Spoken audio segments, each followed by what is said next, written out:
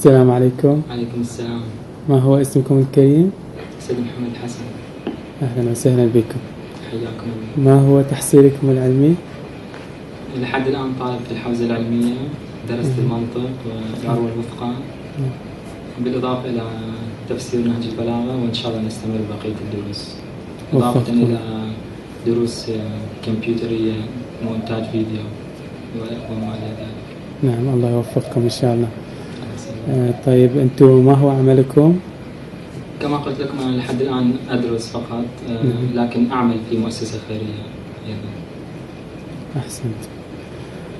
ما هو نظركم بالنسبة لإقامة الشعائر الحسينية كالتطبير وضرب السلاسل والمشي على النار وإلى آخره؟ يوجد هناك مقولة تقول الإسلام محمدي الوجود حسيني البقاء. أحسنت. الشعائر الحسينية هي طريق لحفظ الإسلام. نعم. وهي كما توصلت إليه وكما قرأت فهي واجبة في هذا العصر. نعم.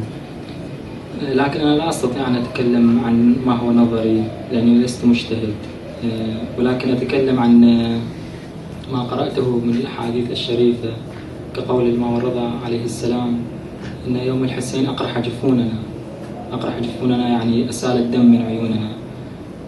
وكما قال الإمام المهدي عجل الله تعالى فرجه الشريف: لأبكين عليك بدل الدموع دما.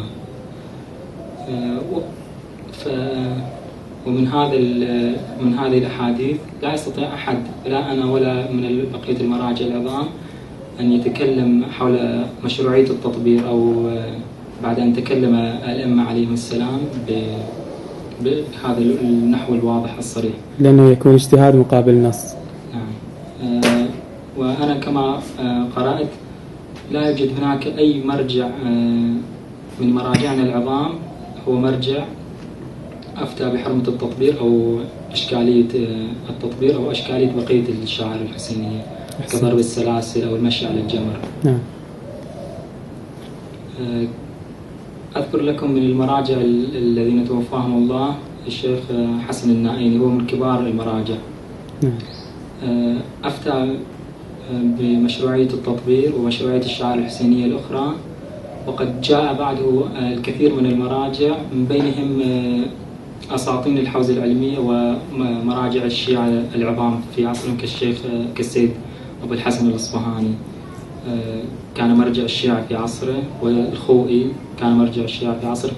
كل المراجع أفتوا بمشروعية التطبير.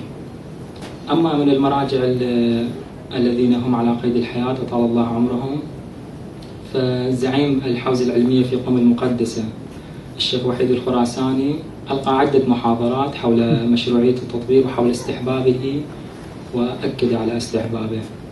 وكما أن زعيم الحوزة العلمية في النجف الأشرف السيد علي السيستاني أفتى باستحباب التطبير ومشروعية التطبير ومشروعية الشعائر الحسينية الأخرى، إضافة إلى مراجع قم المقدسة كالسيد صادق الشيرازي والسيد صادق الروحاني. كلهم أفتوا بمشروعية الشعائر الحسينية واستحبابها وأكدوا على استحبابها. أحسنتم.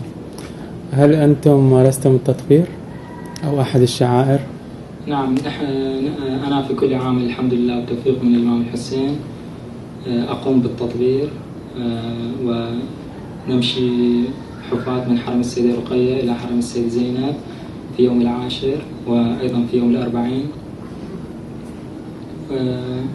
وهي جدا يعني تعطي الاطمئنان والهدوء للقلب والراحة.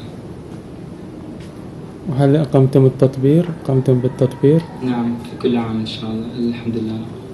أحسنتم، موفقين إن شاء الله. بارك الله فيكم. شكرا.